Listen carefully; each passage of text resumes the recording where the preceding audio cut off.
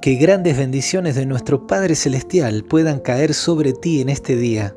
Quiero desearte una feliz bienvenida para que podamos juntos compartir en este momento, en el principio con Dios, que podamos abrir su palabra, que podamos seguir aprendiendo de este maravilloso libro, de la Santa Biblia.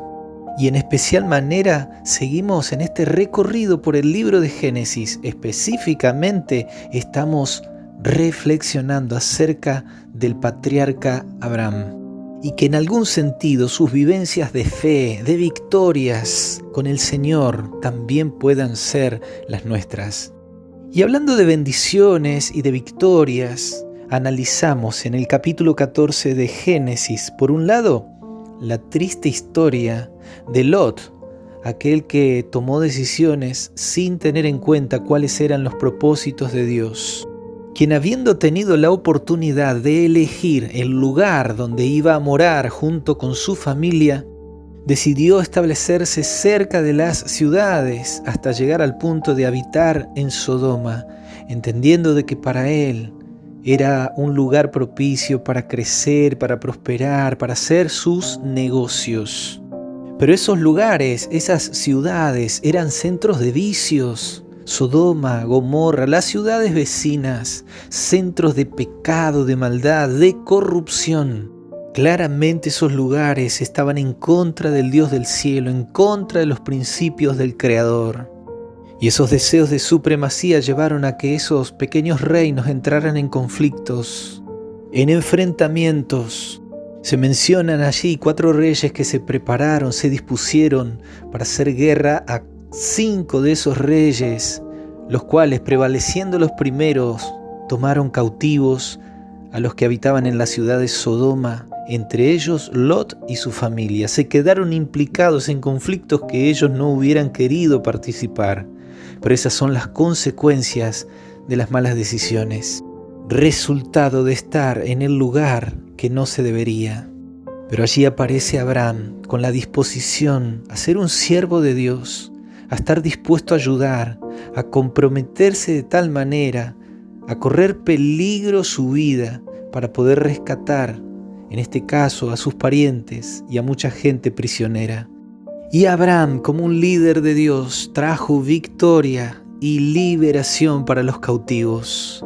Este Abraham que representa al amado Hijo de Dios, a nuestro Señor Jesucristo, que vino también a traer victorias y liberación, a rescatar a aquellos que estaban prisioneros del pecado, prisioneros del enemigo de Dios.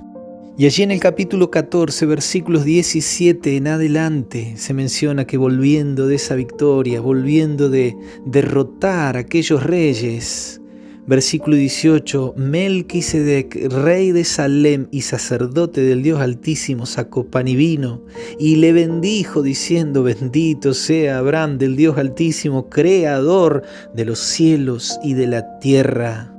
Versículo 20 dice: y bendito sea el Dios Altísimo, que entregó tus enemigos en tu mano y le dio a Abraham los diezmos de todo.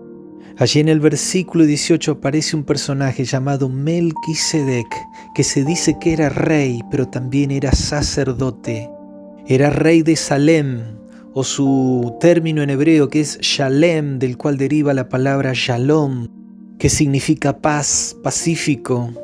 El reino de este Melquisedec era un reino de paz, pero también se menciona allí que era sacerdote del Dios Altísimo. Y este rey sacerdote recibe a Abraham reconociendo de que era un hijo de Dios, y en el verso 19 dice que lo bendice. Bendito sea Abraham, siervo del Dios Altísimo, creador de los cielos y de la tierra. Qué lindo cuando se cumplen las promesas de Dios. El Señor le había prometido a Abraham: bendeciré a los que te bendigan. Y aquí Abraham está recibiendo la bendición de Melquisedec. Anteriormente Dios lo había bendecido con la victoria. Abraham venía de bendición en bendición. Pero Melquisedec no solamente bendice a Abraham, sino que también reconocen bendiciones al Dios del cielo. Versículo 20, bendito el Dios Altísimo, que entregó tus enemigos en tu mano. Y tanto Abraham como hijo de Dios y Melquisedec como sacerdote del Dios Altísimo reconocen que la victoria es del Señor.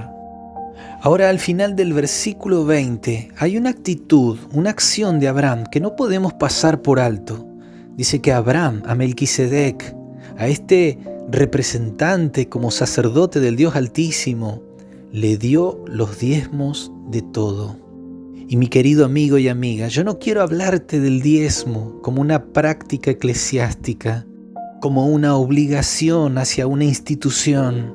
Yo quiero hablarte del diezmo como un concepto bíblico. La actitud de Abraham de dar los diezmos a Melquisedec era el reconocimiento que Abraham tenía de Dios como aquel que lo bendecía, que lo cuidaba, que lo prosperaba, como aquel que le daba las victorias. Abraham no dio los diezmos para obtener bendición, sino por el contrario, porque él había sido bendecido. Y aunque esta práctica siglos después se regula para el pueblo de Israel, para el sacerdocio de los levitas, no obstante ya estaba presente en el Génesis, estaba presente desde el principio, porque el diezmo tiene el concepto de lo que Dios se reserva. Y cuando nosotros vamos hasta el mismo Edén, hasta el mismo momento en que Dios, estando allí con Adán y Eva, les dice: de todo árbol del huerto podrás comer, pero del árbol que está en medio de él no comerás. Y allí está el concepto presente de lo que Dios se reserva.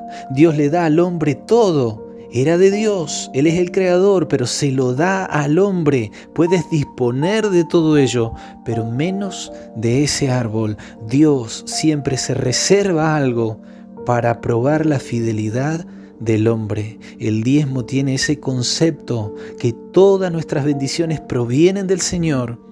Y en una actitud de reconocimiento le devolvemos y le damos lo que a Él le pertenece. En el libro de Hebreos capítulo 5, versículo 10, hablando de Jesús, dice que fue declarado por Dios sumo sacerdote según el orden de Melquisedec. Jesús, según la palabra de Dios, está representado por Melquisedec, porque este Jesús es el verdadero sacerdote del Dios Altísimo. Este Jesús es el verdadero rey de Salem, el verdadero rey de paz. Su reino es un reino pacífico. Jesús es el que bendice. Y es a este Jesús que tú le debes el reconocimiento de todas tus bendiciones, con gratitud, con fidelidad, como Abraham devolviendo los diezmos que son de él. Allí en el Evangelio de Lucas, capítulo 20, verso 25, Jesús dice: dad a César lo que es de César, pero dad a Dios lo que es de Dios. Tenemos obligaciones con el estado donde vivimos, tenemos impuestos que pagar. Den al César lo que es de César, pero demos a Dios lo que es de Dios. Si tú crees que realmente has sido y estás siendo bendecido, bendecida por Dios, entonces reconócelo con tu fidelidad. Que Dios te bendiga.